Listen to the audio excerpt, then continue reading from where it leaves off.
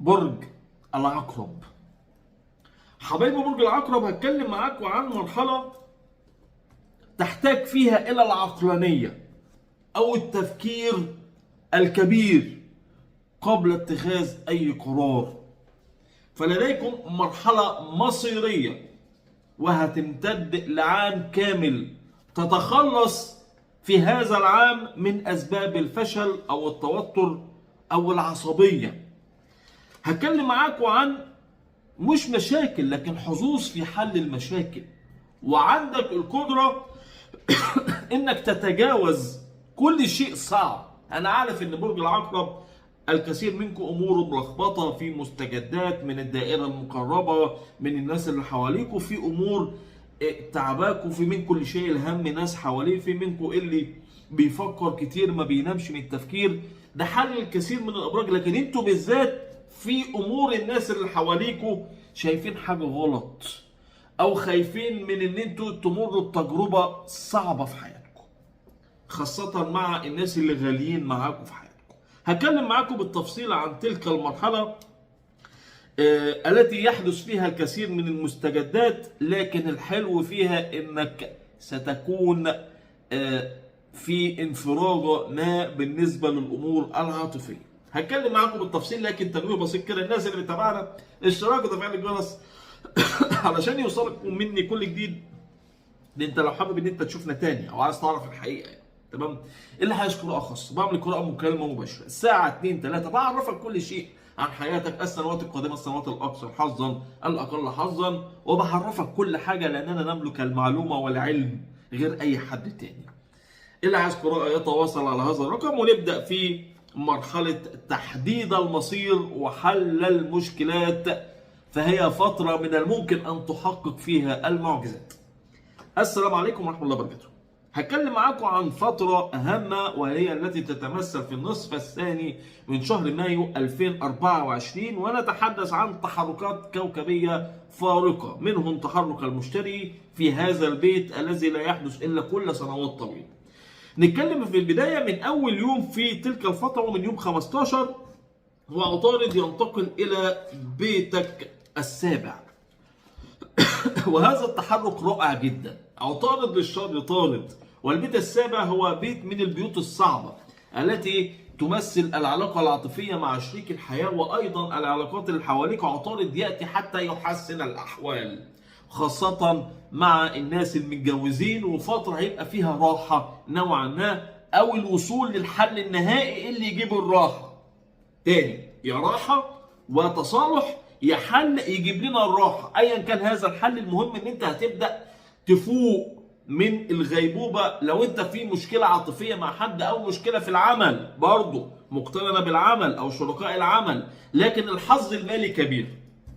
انا بتكلم على مستوى العلاقات رائع، لكن بالنسبه طبعا العلاقات يعني نوعا ما فيها انجاز، والحظ المالي ايضا كبير. يعني الفتره رائعه جدا للناس اللي هتمر بها بعقلانيه وبتفكير كبير. وعطارد زي ما قلت كده للشر طارد، وهتلاقي اسباب الشر راحت من اسباب المشاكل مع في العلاقه العاطفيه مع حد، لدرجه ان الكثير منكم يشعر انه مسحور او في عمل معمول له.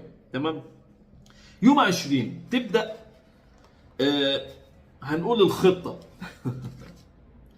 هتبدأ من يوم 20 من انتقال الشمس إلى بيتك الثامن. البيت الثامن هو من البيوت التي تتمثل في الغموض، التي تتمثل في مش هقول المؤامرات والحاجات الكلام الكبير ده، لكن تتمثل في الشخصيات اللي ممكن بتتكلم عليك من وراك، أقنعة مزيفة، شخصيات مخادعة.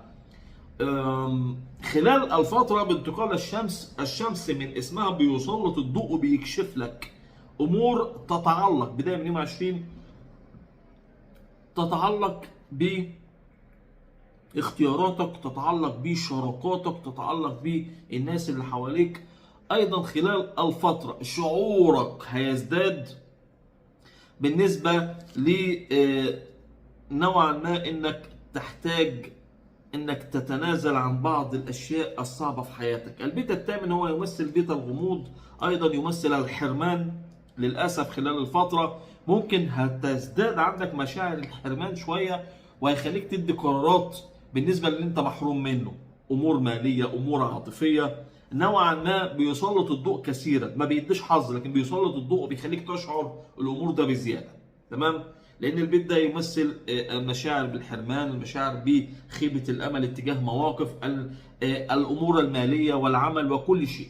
لكن هياتي الزهره يوم 24 ويحسن كل ده، ويجعلك تحسن من حياتك، ويجعلك تختار الاختيار الصحيح، ويجعلك تنهي الغموض اللي انت بتعدي بيه. انا بتكلم عن الناس اللي بتعيش حالة صعبة، انا بتكلم عن الناس اللي بتعيش ومش فاهمة ليه بيحصل معاها كده.